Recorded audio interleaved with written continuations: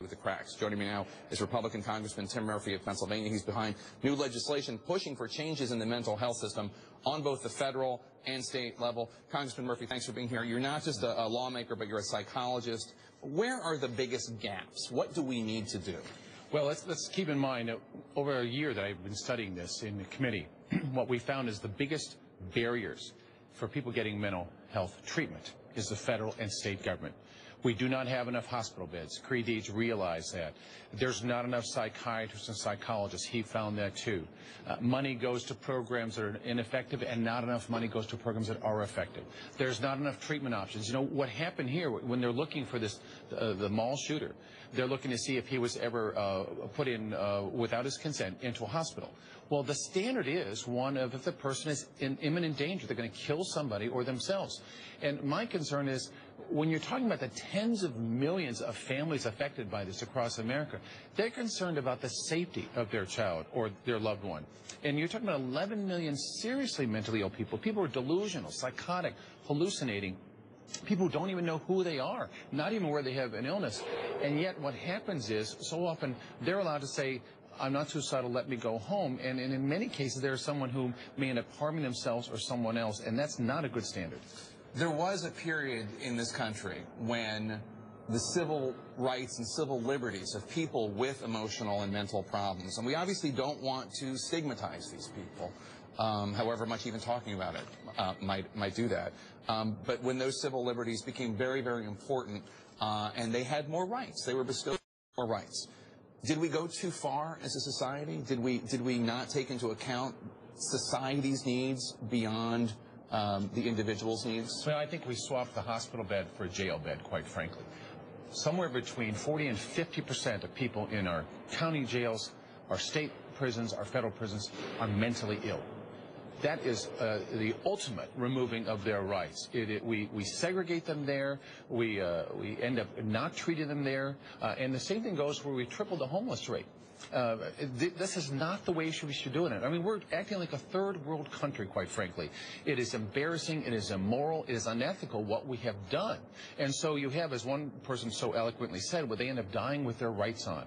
Because we say, you know, you have to consent to treatment. But how do you get someone to consent to treatment if they don't even understand reality? They can't sign a contract. They can't do anything else.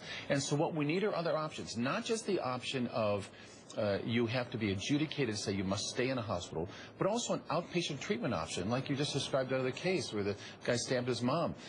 He could have been taking medication. He could have been doing much better.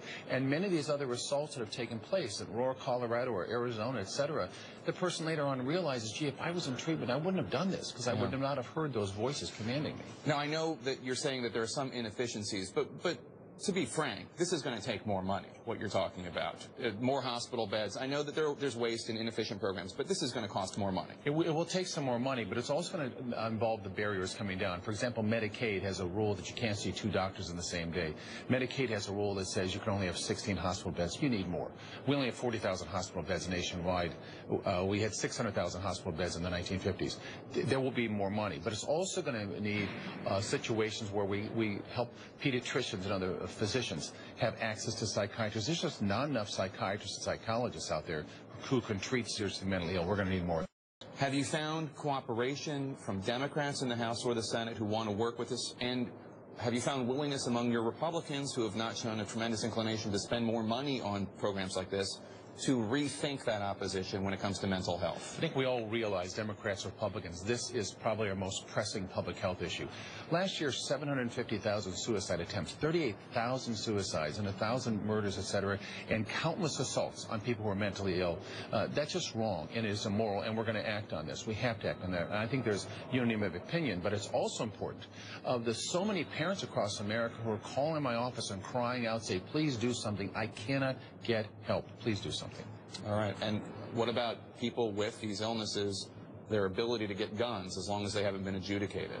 Do you think that's something we should rethink? Well, the issue is if you had other treatment for them, we could avoid a lot of that. But we also take, Creed was stabbed. He wasn't shot.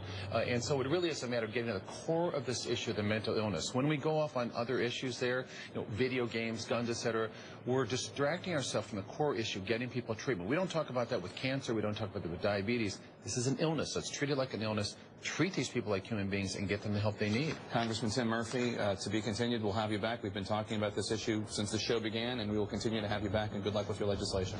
Thank you so much. When we come back...